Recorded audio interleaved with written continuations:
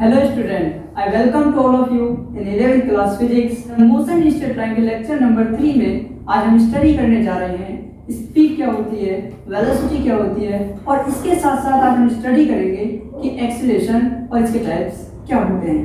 Yes, my name is सादा वली और ये आपका अपना चैनल फिजिकल क्लासेस।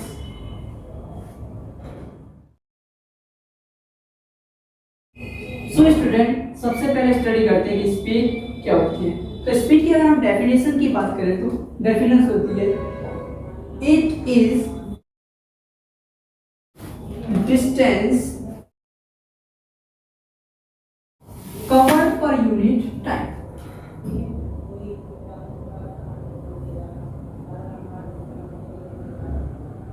क्या होती है?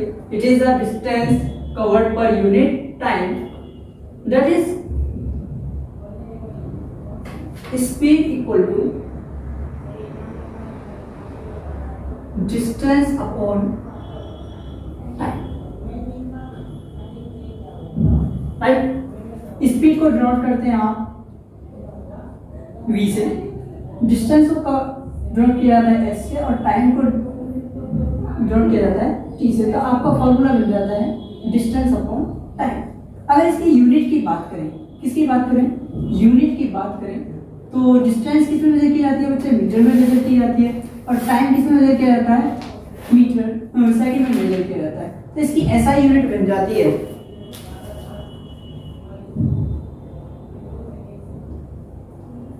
मीटर पर सेकंड, और अगर हम इसे किलोमीटर पर आवर में लिखें तो वो भी इसके लिए ठीक होगा, क्योंकि मीटर को अगर लार्ज यूनिट में कन्वर्ट करते हैं तो किलोमीटर होती है और सेकंड का क्या बनता है? आवर बनता है। डिस्टेंस हमारी एक स्केलर क्वांटिटी है, it is scalar quantity.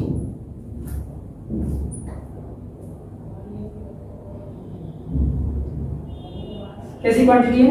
Scalar quantity. Scalar quantity ऐसी क्वांटिटी होती है जिनके लिए सिर्फ मैग्नीट्यूड की रिक्वायरमेंट होती है, डायरेक्शन की कोई रिक्वायरमेंट नहीं होती। अब इससे आगे चलते हैं। आगे जब आगे की तरफ चलते हैं तो आगे तरफ देखते हैं कि स्पीड एक्चुअल में कुछ होती नहीं है।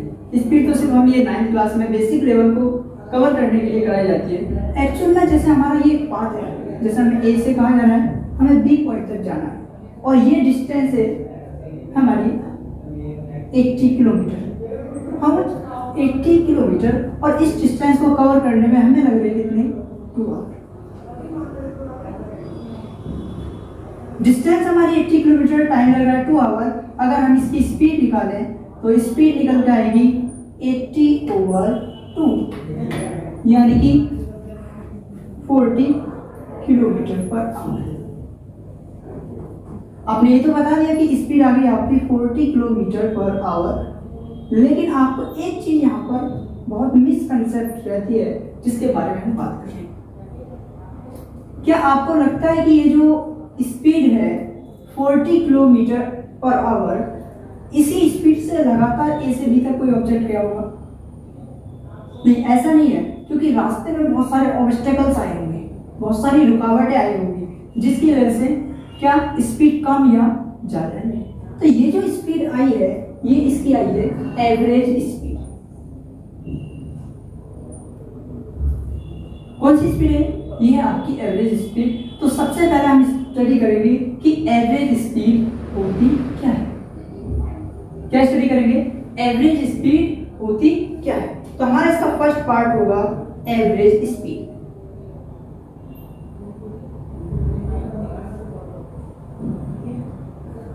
ठीक है, एवरेज स्पीड को दिखाते हैं V एवरेज से, और ये होती है आपकी total distance upon total time.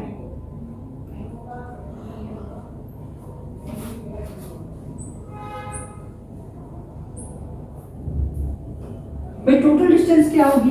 जैसे हमने यहाँ से A से B तक की टोटल डिस्टेंस थी हमारी 80, तो इसे लिखेंगे S/T,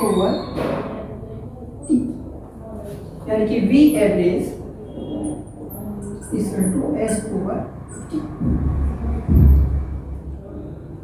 इतनी बात आपको क्लियर हुई?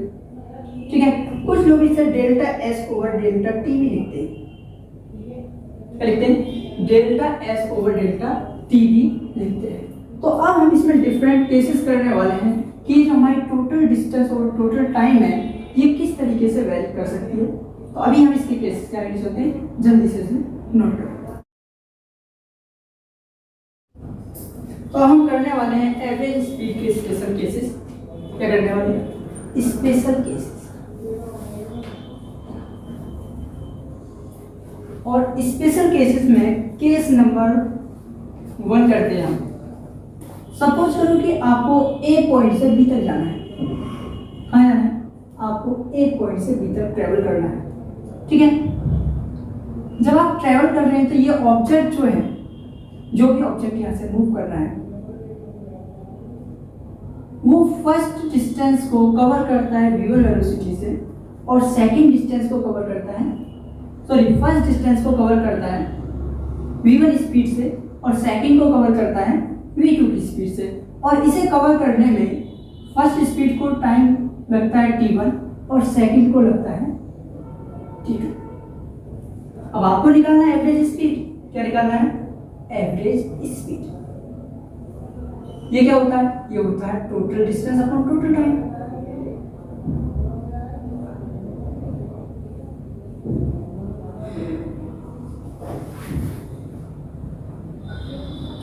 क्या? Total distance upon total time. अब हमारे पास यहाँ पर गिवन क्या है? हमारे यहाँ पर स्पीड गिवन है और टाइम गिवन है। आपको पता है यानी कि v = s/t। अगर मैं यहाँ से s की वैल्यू निकालूं तो क्या बन जाएगा? vt बन जाएगा। तो a से इस पॉइंट को सपोज कर लेते हैं c कर लेते हैं। a से c तक की डिस्टेंस मान लेता हूँ मैं s1 और c से b तक की मान लेता हूँ s2। तो टोटल डिस्टेंस कितनी बनेगी? टोटल डिस्टेंस बनेगी आपकी s1 प्लस s2, और टोटल टाइम क्या बनेगा? t1 plus t2। इतने में कोई दिक्कत नहीं है। अगर हम यहाँ से s1 निकालें तो क्या बनेगा?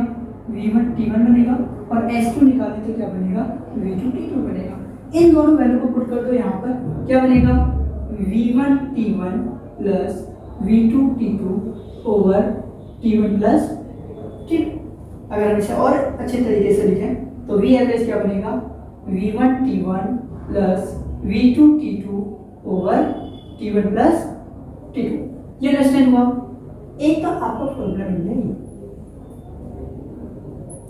अगर आपकी स्पीड भी डिफरेंट दे रखी है और साथ के साथ आपका टाइम भी डिफरेंट दे रखा है, तो आपका ये फॉर्मूला होगा v average v1 t1 plus v2 t2 over t1 plus t2। ठीक है, चलो इसमें थोड़ा सा और एडिशन कर लेते हैं। एडिशन क्या करते हैं? इसमें हम टाइम को सेम कर लेते हैं, यानी कि जितना टाइम a से c तक कवर करने में लगा था उतना ही टाइम किसमें लग रहा है? c से b तक कवर करने में लग रहा था। t1 t2 हो जाएगा। ठीक, अब हमारा v एवरेज का फॉर्मूला क्या बनेगा भाई? v एवरेज का हमारा फॉर्मूला बनेगा v1t plus v2t over t plus t, यानी कि यहाँ से t कॉमन आ जाएगा। क्या बनेगा? v1 प्लस v2 बनेगा ओवर 2t। तो यहाँ से आपका फॉर्मूला क्या बनेगा? ये बनेगा v average is v1 plus v2 over 2। एक आपका फॉर्मूला है। अगर हम इसी फॉर्मूले को यूज करें और same n intervals of time के लिए स्पीड एवरेज स्पीड निकालने लगे तो क्या बनेगा? यहाँ लिखेंगे 4 n इक्वल टाइम इंटरवल। हमारा v एवरेज क्या बनेगा? v average is equal to v1 plus v2 plus v3। जब हमारे पास n इक्वल इंटरवल टाइम है तो हमारे पास वेलोसिटी भी कितनी होगी? vn होगी। और टोटल टाइम का यहाँ पर 2 के लिए 2 है, 3 के लिए 3 होगा, 4 के लिए 4 होगा। इसी तरीके से अगर हमारे पास n इंटरवल ऑफ टाइम है तो यहाँ पर डिवाइड में कितना आ जाएगा? n आ जाएगा।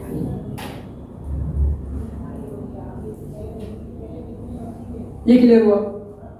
ठीक है, अब ये क्लियर हो गया तो इसके बाद हम आगे चलते हैं, इसे नोट करें।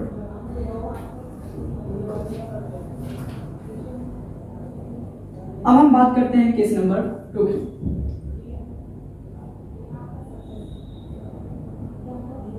केस नंबर 2 क्या हो सकता है? वही हमारा पाथ है, हमें ए से भी जाना है। ठीक है, और ये जो है डिस्टेंस है, ये जो स्पीड है ये आपकी v1 है और ये आपकी v2 है, और ये बीच में पॉइंट आपका c है। और इसमें आपका डिस्टेंस दे रखी है s1 और s2। लास्ट केस में आपने देखा था आपको स्पीड और टाइम दे रखा था, इस केस में आपको स्पीड और डिस्टेंस दे रखी है और आपको निकालनी है एवरेज स्पीड। क्या निकालना है?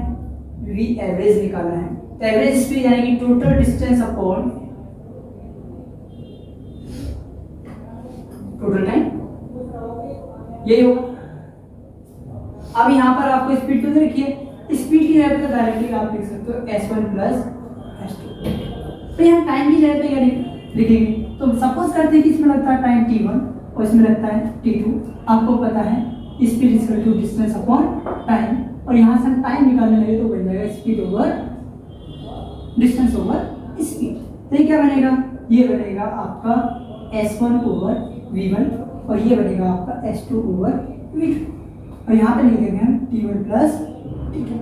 अब ये वैल्यू को t1 प्लस t2 की वैल्यू को पुट कर देते हैं इसमें, तो क्या बनेगा आपका? ये बनेगा v average is equal to s1 plus s2 तो ऐसे ही रहेगा, यहाँ बन जाएगा s1 over v1 plus s2 over v2। ये आपका फॉर्मूला हो गया रेडी। इतना क्लियर हुआ? इससे थोड़ा और आगे चलते हैं। आगे हम क्या कर सकते हैं? आगे हम ये कर सकते हैं कि ये जो डिस्टेंस है ये इक्वल कर देते हैं। हम इक्वल डिस्टेंस कैसे कर देते हैं? बात यही है आपका ए से बी, ये बीच में ये जो सी पॉइंट है अब इस बार मिड में, ठीक है? तो ये क्या होगा? जितनी आपकी s1 होगी उतनी आपकी s2 होगी। तो s1 को s मान लें, s2 को भी s मान लें, इसकी वेलोसिटी v1 माने, इसकी वेलोसिटी v2 माने। अब आपको एवरेज निकालना है, तो यहाँ से t1 क्या बनेगा आपका? t1 बनेगा s ओवर v1 और यहाँ से t2 बनेगा आपका s ओवर v2। यहाँ पर पुट करते हैं तो क्या बनेगा? v average equal to s1 की जगह कितना रखना है? s रखना है, तो s प्लस s हो जाएगा और यहाँ क्या रखा जाएगा? यहाँ रखा जाएगा s over v1 plus s over v2। इसे ले लेते हैं, यहाँ से बन जाएगा 2s और ये बन जाएगा आपका s हमने कॉमन ले लिया तो 1 over v1 plus 1 over v2। इतना क्लियर हुआ? ठीक है, यहाँ से s से s का सम बन जाएगा, ये बन जाएगा आपका v average equal to 2 over 1 over v1 plus 1 over v2। मैं क्या काम करता हूँ? इसे रिवर्स कर देता हूँ। क्या कर देता हूँ? रिवर्स कर देता हूँ। तो ये बन जाएगा 1 over v average equal to ये बनेगा 1 over v1 plus 1 over v2 और 2 कहाँ जाएगा? डिवाइड में आ जाएगा। मैं क्या काम करता हूँ? इस 2 को ले जाता हूँ यहाँ पर, तो ये क्या बनेगा? ये बनेगा 2 over v average equal to 1 over v1 plus 1 over v2। हुआ इतना क्लियर? ठीक है, ये फॉर्मूला इंपॉर्टेंट है, ये फॉर्मूला भी इंपॉर्टेंट है, इसे जल्दी से नोट करो। फिर इसके जस्ट बाद मैं आपको ये दो स्पीड और दो वेलोसिटी के लिए था, अब मैं आपको इसे n इंटरवल ऑफ टाइम के लिए, n स्पीड के लिए कराना है।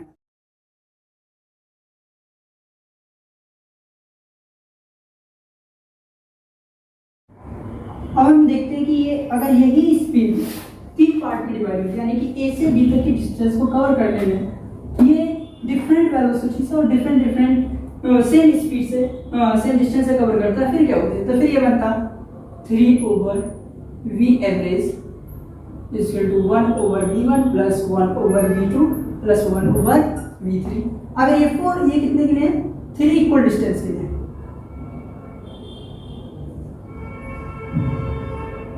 अगर मैं 4 इक्वल डिस्टेंस के लिए करूं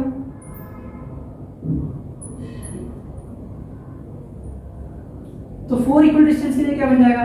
4 over v average equal to 1 over v1 plus 1 over v2 plus 1 over v3 plus 1 over v4। इसी तरीके से मैं कितने के लिए करने वाला हूं? मैं करने वाला हूं n इक्वल डिस्टेंस के लिए। n इक्वल डिस्टेंस के लिए तो क्या बन जाएगा? n over v average equal to 1 over v1 plus 1 over v2 plus 1 over v3 plus 1 over vn। क्या आपको ये क्लियर हुआ? जल्दी से बताओ, क्या ये क्लियर हुआ? ठीक है, तो इस तरीके से आपका n इक्वल इंटरवल के लिए वेलोसिटी निकल जाता है। कौन सा स्पीड निकलता है? हमारा एवरेज स्पीड निकल कर आता है।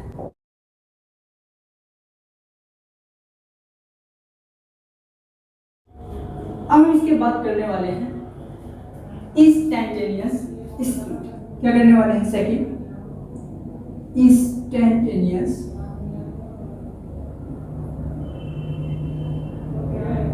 स्पीड करना है। इंस्टैंटेनियस स्पीड होती क्या है?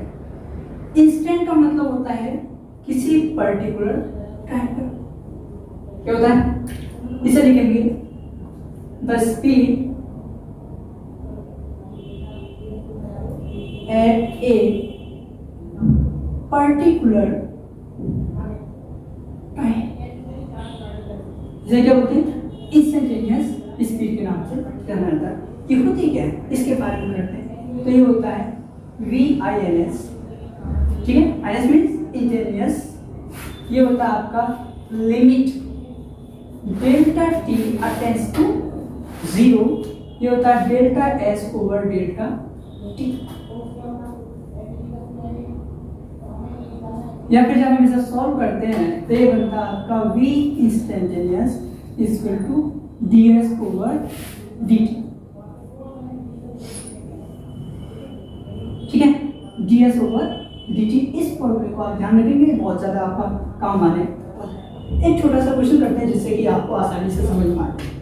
जैसे कि क्वेश्चन में यहाँ पर लिखता हूँ, एक particle moving in a straight path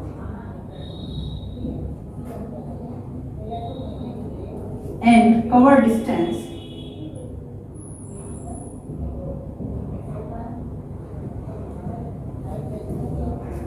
s equal to 3t square plus 4t minus 3. What is speed at time t equal to 2 second? ये आपको बताना, ठीक है? तो इसकी इंस्टेंटेनियस स्पीड कैसे निकालेंगे उसके बारे में बात करते हैं। तो अभी आपने पढ़ा है v इंस्टेंटेनियस क्या होता है आपका? ये होता है ds over t। ds over dt का मतलब होता है differential of s with respect to time. Time is यहाँ पर टाइम का सिंबल होता है t। तो डिफरेंशियल करते कैसे हैं उसके बारे में बात करते हैं। पहले क्या लिखेंगे? d ओवर आप dt लिखेंगे, ठीक है ना? s की जगह पर पुट क्या करेंगे? s की जगह पर पुट करेंगे ये, तो क्या हो जाएगा? 3t स्क्वायर प्लस का 4t माइनस 3 इक्वल टू 0। तो आपको डिफरेंशियल, आप अभी 11th क्लास में आए तो आपको डिफरेंशियल इतना नहीं आता क्योंकि 12th क्लास की मैथ में पढ़ाया जाता है, लेकिन फिर भी मैं आपको समझाने की कोशिश करता हूँ। तो v इंस्टेंटेनियस क्या बनेगा? देखो डिफरेंशियल में रूल होता है कि जो पावर होती है वो आती है मल्टीप्लाई में। तो ये क्या बन जाएगा? 3 ऑलरेडी था, 2 आ जाएगा मल्टीप्लाई 3 × 2, ठीक है ना? और t की पावर में से एक कम हो जाएगा, तो 2 में से कम करोगे तो कितना बनेगा? 1 बनेगा। 1 को आप लिखते हैं, ठीक है? फिर यहाँ आ जाएगा 4, इसकी पावर कितनी है? 1, तो 4 तो ऐसे जाएगा। और 1 में से 1 खत्म होगा तो 0 बचेगा, तो ये हो जाएगा 4। अब बचा ये कांस्टेंट जिसका लिखा हुआ माइनस का 3, तो कांस्टेंट का होता है बच्चे 0। तो इसकी v इंस्टेंटेनियस कितनी बन जाएगी? v इंस्टेंटेनियस बन जाएगी आपकी 60 + 4। अगर आपको टाइम गिवन नहीं होता तो आप ऐसे लिखते, लेकिन अब उसने बोला है कि आपको कितनी सेकंड पे बताना है। जब आपकी t की वैल्यू कितनी है बच्चे? t की वैल्यू है 2 सेकंड। तो जहां पर t है वहां पर कितना पुट करना है आपको? 2 सेकंड पुट करना। तो v इंस्टेंटेनियस कितना बन जाएगा? ये बन जाएगा 6 × 2 + 4, यानी 6 × 2 12 + 4 कितना बन जाएगा? 16 मीटर पर सेकंड। कितना है आपका v इंस्टेंटेनियस? ये है आपका 16 मीटर पर सेकंड। क्या ये आपको क्लियर हुआ?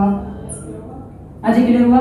ठीक, तो जल्दी से नोट करो, फिर आगे हम पढ़ते हैं वेलोसिटी क्या होती है।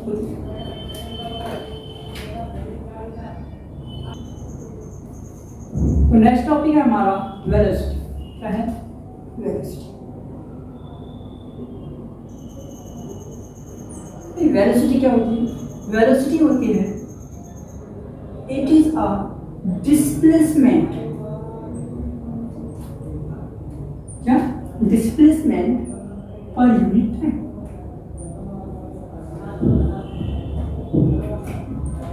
और वेलोसिटी को आप नोट करते हैं वेक्टर v से। किस नोट करते हैं? वेक्टर v से, तो ये क्या बनेगा डिस्प्लेसमेंट अपॉन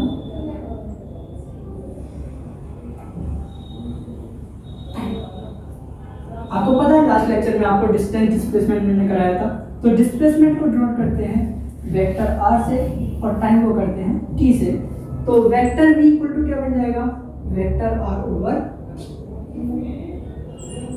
ठीक है। चाहे डिस्टेंस हो या डिस्प्लेसमेंट हो, दोनों की यूनिट क्या होती है मीटर होती है और टाइम की क्या रहती है सेकंड, तो इसकी ऐसा यूनिट क्या बन जाएगी, इसकी ऐसा यूनिट बन जाएगी मीटर पर सेकंड और लार्ज यूनिट बन जाएगी किलोमीटर पर आवर, राइट। आपकी जो वेलोसिटी होती है ये एक वेक्टर क्वांटिटी होती है, कैसी क्वांटिटी होती है वेक्टर क्वांटिटी होती है, राइट। अब इसमें एक चीज और आती है कि आपको पता है कि जब वेक्टर क्वांटिटी है इसके लिए डायरेक्शन कंपलसरी होती है। आपको पता है कि स्केलर में क्या होता था मैग्नीट्यूड की रिक्वायरमेंट होती है डायरेक्शन की नहीं, तो इसलिए स्पीड में हमने डायरेक्शन नहीं लिखी थी। लेकिन आपकी जो वेलोसिटी है ये कैसी क्वांटिटी है वेक्टर क्वांटिटी है, तो इसके में मैग्नीट्यूड के साथ साथ रिक्वायरमेंट होगी कि हम इसकी डायरेक्शन भी बताएं कि किस डायरेक्शन में वेलोसिटी हो रही है, ठीक है। तो इसमें लिखेंगे the direction of velocity, the direction of velocity is same direction of displacement,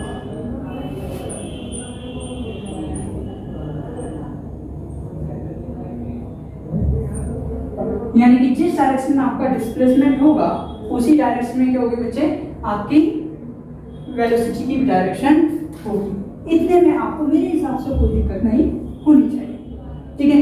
इसके बाद में हम पढ़ते हैं क्या टाइप्स ऑफ वेलोसिटी, तो हम यहाँ पर 2 टाइप्स की वेलोसिटी पढ़ेंगे, एक पढ़ेंगे एवरेज वेलोसिटी और दूसरी पढ़ेंगे इंस्टेंटेनियस वेलोसिटी, ठीक है। तो आप इसे जल्दी से नोट करें, फिर हम चलते हैं इसके टाइप्स।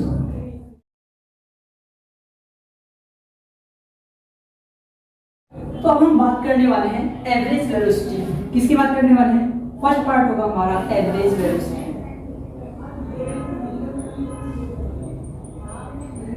जैसे कि आपका एवरेज स्पीड था उसी तरीके से एवरेज वेलोसिटी होता है। एवरेज वेलोसिटी को डिनोट करते हैं v एवरेज, किससे v एवरेज से, और v एवरेज होता है आपका वेक्टर v एवरेज होता है, ये होता है total displacement over total time,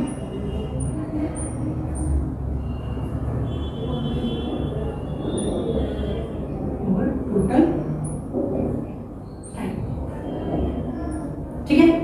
total displacement को किससे दिखाएंगे, टोटल डिस्प्लेसमेंट को दिखाएंगे डेल्टा आर से, टोटल टाइम को किससे दिखाएंगे डेल्टा टी से। तो आपका v एवरेज क्या बन जाएगा बच्चे, v एवरेज बन जाएगा आपका delta R over delta T. Displacement को वेक्टर आर से दिखाते हैं, वेक्टर आर। इतनी बात क्लियर हुई आप लोग, ठीक है। इसके बाद में सेकंड पार्ट पर आते हैं जो आपका होता है इंस्टेंटेनियस वेलोसिटी।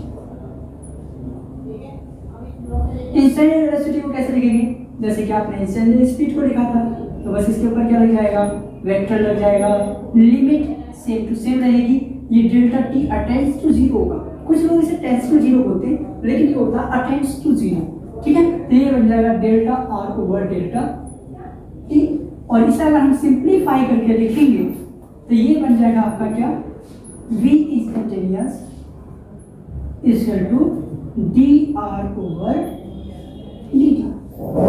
जैसे कि वहां पर ds ओवर dt था, तो यहाँ क्या बन जाएगा डी आर ओवर dt बन जाएगा। तो इतनी बात आपको क्लियर होनी चाहिए भाई। एवरेज वेलोसिटी में तो आपके लिए कोई दिक्कत नहीं है, दिक्कत कहाँ पे आती है इंस्टेंटेनियस स्पीड में, इंस्टेंटेनियस वेलोसिटी में, जहाँ वेलोसिटी में पूछा जाता है कि इसकी डायरेक्शन क्या होगी। तो डायरेक्शन कैसे की, जैसे कि मान के चलिए आपको एक कर्व पाथ है, कैसा पाथ है कर्व पाथ है, और इसके ऊपर आपके 2 पॉइंट है, कितने पॉइंट है अभी 2 पॉइंट है, एक पॉइंट ए है और दूसरा पॉइंट बी है। आपको निकालना है डिस्प्लेसमेंट, तो डिस्प्लेसमेंट क्या होता है फर्स्ट और सेकंड, यानी कि इनिशियल और फाइनल पॉइंट के बीच की डिस्टेंस। भाई ये डिस्टेंस होगी। अब हम इससे थोड़ा सा ऊपर जाते हैं, ये हमारा सी पॉइंट हो जाता है। अब देखो डिस्प्लेसमेंट क्या हुआ और मिनिमम हो गया। अब थोड़ा सा ऊपर जाते हैं डी पॉइंट आ जाता है। अब डिस्प्लेसमेंट और कम आ गया। अब हम और ऊपर आते हैं, ई पॉइंट पर चले जाते हैं, तो अब डिस्प्लेसमेंट और कम आ गया और अब पहुंच जाते हैं एफ पॉइंट पर। अब डिस्प्लेसमेंट हो गया और कम। तो इंस्टेंटेनियस का मतलब होता है कि आप किसी पर्टिकुलर टाइम पर स्पीड या वेलोसिटी को बताते हैं, तब ये कैसा होगा? तो इंस्टेंटेनियस वेलोसिटी की जो डायरेक्शन होती है हमेशा कैसी होती है? Tangential to the path. कैसी होती है? Tangential to the path. तो लिख लेंगे यहाँ पर, its direction is tangential to the path.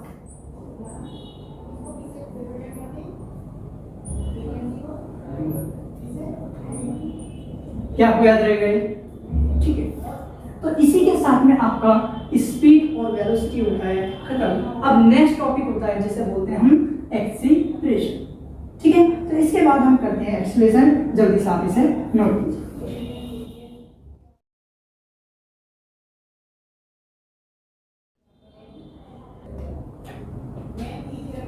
अब हम बात करने वाले हैं एक्सीलरेशन की।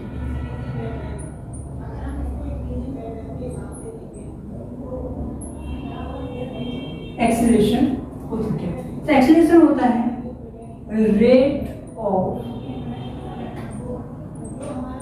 Change in velocity. क्या होता है? Rate of change in velocity. Velocity आप पीछे पढ़ चुके हैं, तो एक्सीलरेशन को नोट करते हैं आप वेक्टर ए से। किसे नोट करते हैं? वेक्टर ए से नोट करते हैं। तो ये क्या बनेगा? Change in velocity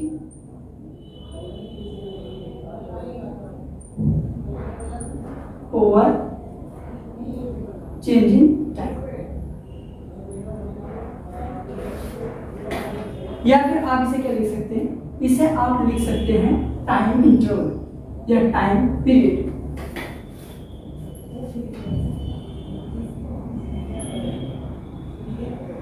change in, जब भी आप किसी चीज का चेंज लिखते हैं तो कैसे लिखते हैं? फाइनल वेलोसिटी माइनस का इनिशियल वेलोसिटी।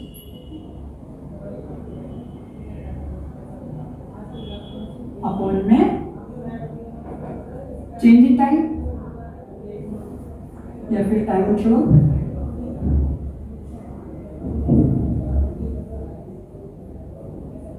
ये हो जाए। तो ये क्या बनेगा भाई? फाइनल वेलोसिटी को डिनोट करते हैं वेक्टर v से और इनिशियल वेलोसिटी को डिनोट करते हैं वेक्टर u से।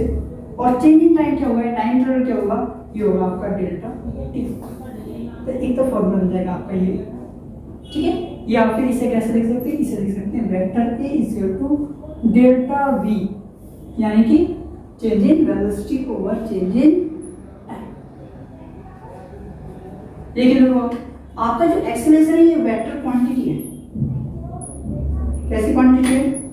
वेक्टर क्वांटिटी है। इसकी यूनिट क्या होती है? इसकी ऐसा यूनिट होती है मीटर पर सेकंड स्क्वायर। क्या होती है? मीटर पर सेकंड स्क्वायर। और डायमेंशनल फॉर्मूला होता है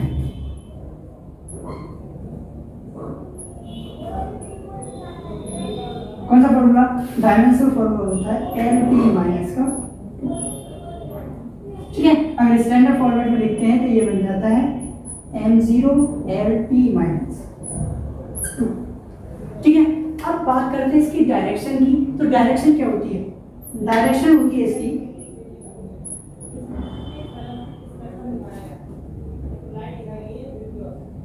चेंजिंग डायरेक्शन ऑफ वेलोसिटी। जिस डायरेक्शन में वेलोसिटी की डायरेक्शन से जुड़ी है उसी डायरेक्शन में क्या होगी? एक्सीलरेशन की डायरेक्शन भी होगी। ये समझ में आया? ठीक है, इसके बाद हम करेंगे आपका इंस्टेंटेनियस एक्सीलरेशन। तो इसे जल्दी से नोट करें, फिर करते हैं।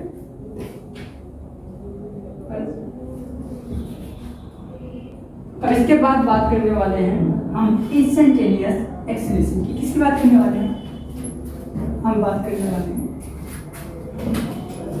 Instantaneous acceleration. ठीक है, जैसे आप पीछे पढ़ गए तो इंस्टेंटेनियस एक्सीलरेशन क्या होगा?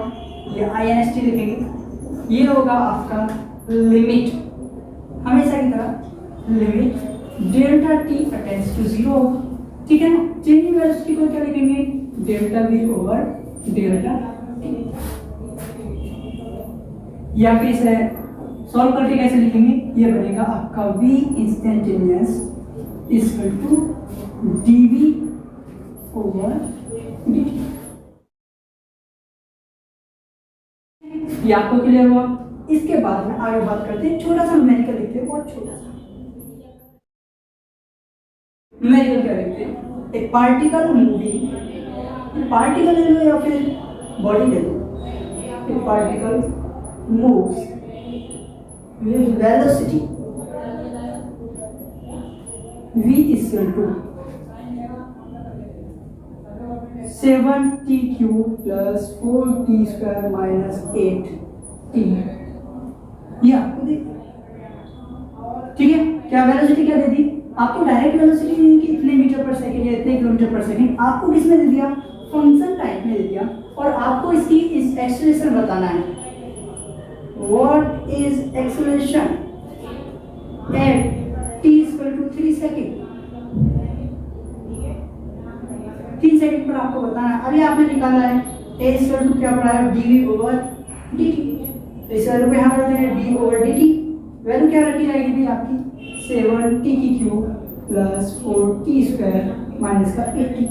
आप करेंगे आप डिफरेंशिएशन, जैसे कि मैंने अभी पीछे बताया था वीडियो में, तो क्या बन जाएगा इसका डिफरेंशिएशन, ये आ जाएगा मल्टीप्लाई में 7 × 3 और t की पावर 1 कम होगी तो कितनी बन जाएगी, t स्क्वायर प्लस ये बन जाएगा 4 × 2 और t की वैल्यू 1 कम हो जाएगी तो ये बन जाएगा माइनस का 8। तो कितना बनेगा ये आपका बनेगा, देखिए जरा 21t स्क्वायर, कितना 21t स्क्वायर प्लस 80 माइनस का 8।